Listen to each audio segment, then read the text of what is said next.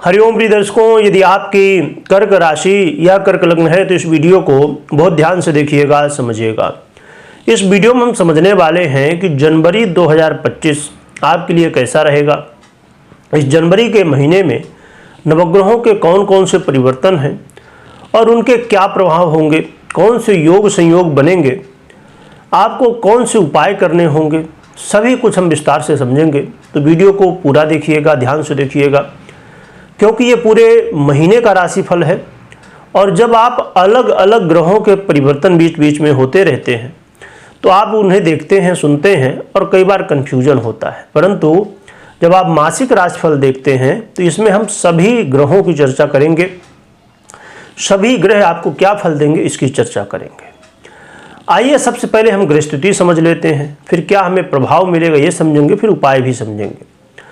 प्रिय दर्शकों, ग्रहों की स्थिति देखी जाए तो सूर्य अपना राशि परिवर्तन करने वाले हैं 14 जनवरी को। ये मकर राशि में गोचर करना प्रारंभ करेंगे और ये शनिदेव की साधारण राशि है और लगभग 1 महीने के लिए गोचर करेंगे। और चंद्रमा तो परिवर्तन करते ही रहते हैं। मंगल की बात करें तो मंगल राशि परिवर्तन तो नहीं कर रहे हैं, परंतु वक्री अवस्था में होने की वजह से ये मिथुन राशि का प्रभाव भी 21 जनवरी से पूर्ण रूप से देने लगेंगे। और इसके अलावा देखा जाए बुध की स्थिति, तो बुध के 2 परिवर्तन हैं। पहले तो एक परिवर्तन होगा 4 जनवरी को जो कि धनु राशि में होगा, और फिर 24 जनवरी को परिवर्तन होगा जो कि मकर राशि में होगा। देवगुरु बृहस्पति इस समय वृषभ राशि में ही गोचर कर रहे हैं और शुक्र महाराज का परिवर्तन भी 28 जनवरी को होगा जो कि मीन राशि में होगा।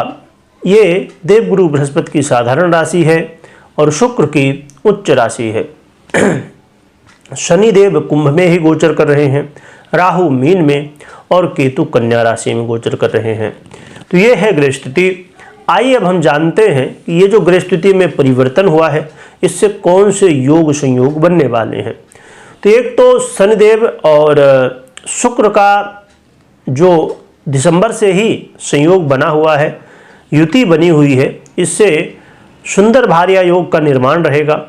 और साथ में जनवरी के महीने में 24 जनवरी से जैसे ही बुध महाराज मकर राशि में आएंगे, क्योंकि सूर्य पहले से ही गोचर कर रहे होंगे, तो यहाँ पर बुधादित्य योग का निर्माण हो जाएगा। और इसके अलावा 28 जनवरी को जब शुक्र का परिवर्तन मीन राशि में होगा तो मीन राशि में राहु पहले से ही गोचर कर रहे हैं, जिससे राहु और शुक्र की युति होगी और लंपट योग का निर्माण हो जाएगा। तो ये 3 योग इस जनवरी के महीने में मुख्य रूप से बन रहे हैं। बाकी अन्य स्थितियां भी हैं जो कि जैसे चंद्रमा की बात करें और जैसे अलग अलग संबंध बनते हैं, तो इस तरह करके कई भी अन्य योग भी बन रहे हैं। तो देखा जाए तो ये ग्रह स्थितियां हैं। आइए हम समझते हैं हमें क्या फल मिलने वाला है। तो देखा जाए तो इस जनवरी के महीने में आपको थोड़ा सा कोशिश करनी है कि स्वास्थ्य का ध्यान रखिए, है ना, क्योंकि स्वास्थ्य हमारे लिए सबसे महत्वपूर्ण है। क्योंकि बहुत ज़्यादा कोई खास समस्या तो नहीं है, परंतु हाँ ध्यान रखना भी बहुत आवश्यक है। तो योग प्राणायाम करते रहिए और अपनी दिनचर्या को बेहतर बनाइए, क्योंकि स्वास्थ्य में सबसे ज़्यादा जो प्रभाव होता है हमारी दिनचर्या का होता है। हमारी दिनचर्या यदि अच्छी रहे तो हम अपने स्वास्थ्य को भी अच्छा रख सकते हैं। तो आपको इस चीज़ का ध्यान रखना है। इस समय संभवतः आपको कई बार जल्दबाजी भी आप करेंगे, है ना, निर्णय लेने में, और छोटी छोटी बातों में गुस्सा आ जाना, ऐसी चीज़ें थोड़ी होंगी, तो आपको इससे बचना है। और इस दुनिया में ये आप जानते हैं कि जो लोग सही बोलते हैं, क्योंकि ये कलयुग है, कलयुग में जो झूठ बोलते हैं वो बहुत महान व्यक्ति कहलाते हैं, और जो सही बोलते हैं उनको कोई पूछता नहीं जल्दी। तो सही बोलिए, परंतु समय देश काल परिस्थिति को देखते हुए, है ना। तो इन चीज़ों को, क्योंकि ये कलयुग है, कलयुग में मीठी वाणी बोलिए, मन का आपा खोए। बस मीठी वाणी बोलिए, चाहे सही हो चाहे गलत हो, लोगों को अच्छी लगेगी। परंतु यदि आप सही कहेंगे तो लोगों को कड़वा लगता है। आप हर एक क्षेत्र में तो इन चीज़ों का ध्यान रखिए कि आपको सही तो बोलना है, परंतु वो सही जो मीठा हो, है ना। ऐसा ना हो कि दूसरे को तकलीफ हो। और इसके अलावा आपको थोड़ा सा, यदि आप विद्यार्थी हैं, स्टूडेंट हैं, तो आपको धैर्य के साथ सब चीज़ें करना है। आपका मन पढ़ाई में लगा रहे, इसका प्रयास करते रहना है ना, ये कोशिश करते रहना है। क्योंकि देखिए, आप विद्यार्थी हैं तो आपका जो मूल उद्देश्य है, जो जीवन में कार्य है या कारण है, सभी कुछ अभी आपके लिए विद्या अध्ययन ही है, पढ़ाई ही है। तो उसमें पूरा ध्यान देना है ना। मन कई बार भटकता है तो उसको बचाना है थोड़ा सा।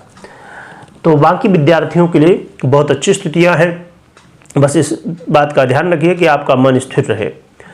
जो लव पार्टनर है तो उनके लिए समय जो है तो मिला जुला कहा जाएगा। और लव पार्टनर के लिए जो है तो स्थितियाँ ऐसी हैं कि जो जैसा चल रहा था वैसा चलता रहेगा। और बस जो मैंने पहले ही बता दिया कि धैर्य रखना है, गुस्सा नहीं करना है, इन चीज़ों को ध्यान रखिएगा, बाकी ठीक ठाक स्थिति है। और जो अपने मैरिज लाइफ में है तो मैरिज लाइफ की स्थितियाँ ठीक कही जाएंगी। बस इसमें इस बात का ध्यान रखना है कि अहंकार नहीं करना है, क्योंकि इस समय सूर्य यहीं पर गोचर करेंगे आपके दाम्पत्य भाव में। तो इस समय अहंकार की भावनाएं हो सकती हैं। और वही वाली बात जो मैंने पहले बताई कि सही बोलने के चक्कर में पता चले कि आप कुछ ऐसा बोल जाएं जो मीठा ना हो, कड़वा हो, तो फिर दाम्पत्य जीवन में चीज़ें बैलेंस बिगड़ जाए।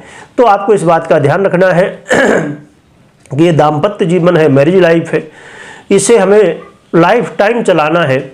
तो जीवन में ये नियम आप हमेशा लागू कर लीजिए, हर एक रिश्ते पे, हर एक जगह, कि बड़ी लड़ाई जीतने के लिए छोटी लड़ाई हारनी भी पड़ती है कई बार। तो आपस में छोटी लड़ाइयों को हार जाइए, है ना। कोई बात को लेके आपस में मतभेद हो रहा है, ये छोटी छोटी बातें हैं, इनसे हमारी लाइफ में बहुत इफेक्ट पड़ता है इसका। तो आपको क्योंकि जीवन भर एक साथ रहना है, तो जो हम छोटी छोटी बातों को ही नहीं समझेंगे, एडजस्ट नहीं करेंगे, एक दूसरे को कोशिश नहीं करेंगे कि सामने वाला क्या सोच रहा, क्या समझ रहा है। तो क्योंकि जब आप सामने वाले के दृष्टिकोण से भी देखें जब किसी भी बात को, तो चीज़ें फिर क्लियर होती हैं, है ना। जब आपको रिश्ते को लंबे समय तक चलाना है ना, तो वहाँ पर सामने वाला कह क्या रहा है, क्यों कह रहा है। यदि कोई बात हमें अच्छी भी नहीं लग रही तो चलो ठीक है, नहीं अच्छी लग रही, पर सामने वाला कह रहा तो कोई कारण होगा। तो उस कारण को समझिए और फिर उसके अनुसार समझाइए, है ना, कि हम क्या समझ रहे हैं, आप क्या समझ रहे हो। तो एक दूसरे को समझना बहुत आवश्यक है। तो इसी तरह करके जीवन चलेगा। और जो व्यापारी हैं, व्यापारी वर्ग से हैं, तो व्यापारियों के लिए बहुत अच्छी स्थिति है। व्यापारियों को धन लाभ की स्थिति बनने वाली है, जो कि अचानक धन की प्राप्ति होने की संभावनाएं ज़्यादा रहेंगी। कभी थोड़ा ऊपर कभी नीचे, तो ऐसे करके चलेगा, पर अचानक धन प्राप्ति की स्थिति भी बनने वाली है। व्यापार में वृद्धि भी होने वाली है। और साथ में जो है तो चीज़ें सब समय के अनुसार बदलेंगी। और अभी नया वर्ष भी आ रहा है, तो इसके अनुसार भी आपको सब चीज़ें करनी चाहिए। तो व्यापारियों के लिए ठीक समय कहा जाएगा। बाकी जो मैं पीछे बात बताया हूँ उनका खाली ध्यान रखिएगा। और जो अपने जॉब करते हैं, करियर में हैं या किसी भी तरह से जुड़े हुए हैं, हर एक तरह के अलग अलग जॉब होते हैं, तो आपके लिए ये समय जो है तो मिला जुला रहेगा। और चीज़ें थोड़ा सा अनबैलेंस बीच बीच में फिर बैलेंस बनेगा, ऐसे करके। पर अच्छी बात यह है कि नौकरी की जो बात है, तो वहाँ पर सबसे महत्वपूर्ण बात ये होती है कि बहुत ज़्यादा तनाव ना हो, बहुत ज़्यादा टेंशन ना हो, तो वो चीज़ें जो है तो कंट्रोल में रहेगी। और मूल जो जॉब का मूल उद्देश्य हुआ करता है लाभ, तो लाभ की स्थिति बनेगी, धन लाभ होगा, अचानक धन लाभ होगा। और आप जब पूरा महीने का कैलकुलेशन निकालेंगे तो कहीं ना कहीं आपको लाभ देखने को मिलने वाला है। तो ये बड़ी अच्छी स्थिति कही जाएगी। जो कि कहा जाए तो ये जनवरी का महीना बैलेंस बनाने का है। ये जनवरी का महीना कर्क वालों के लिए जरूरी है कि जो जैसा चल रहा है, चाहे आप किसी भी वर्ग से आते हो, व्यापारी वर्ग हो, नौकरी वर्ग से आते हो, या हाउस वाइफ हो, या जो भी स्टूडेंट हो, सभी को अपने काम में जो भी जैसा काम करते हैं तो उस काम को बैलेंस बना के रखना है, जो जैसा चल रहा वैसा चलता रहे, ये बहुत अच्छी बात है। कई बार हम ये समझते हैं कि जब हम ग्रोथ कर जाए तो ही अच्छा माना जाता है। कई बार ये होता है कि बैलेंस ही बने तो वो अच्छी बात है, तो इस बात का ध्यान रखिएगा। रही बात कि उपाय क्या करना चाहिए, तो उपाय के लिए आप हनुमान जी की आराधना कर ही रहे हैं, उसे करते रहिए। साथ में भगवान गणपति की भी आराधना यदि कर सके तो आपके लिए बहुत अच्छा है। विशेष रूप से गणपति जी को दुर्वा चढ़ाइएगा और गणेश जी को दुर्वा चढ़ाने के साथ साथ यदि अर्चन, जैसे गणेश अथर्वशीर्ष आदि जो भी आप कर सके तो अर्चन टाइप में कर दें थोड़ा, है ना, तो और भी अच्छा रहेगा। और इसके अलावा सबसे महत्वपूर्ण बात, कोई भी निर्णय ले रहे हैं तो उसमें आपको पर्सनल जन्म कुंडली जरूर देखनी है या विश्लेषण करवानी है, क्योंकि ये जो गोचर है ये अपना आधा ही प्रभाव दे पाता है, पूरा प्रभाव नहीं दे पाता, क्योंकि आधा प्रभाव आपकी पर्सनल जन्म कुंडली देती है। 50-50 दोनों मिलके आपको रिजल्ट देते हैं।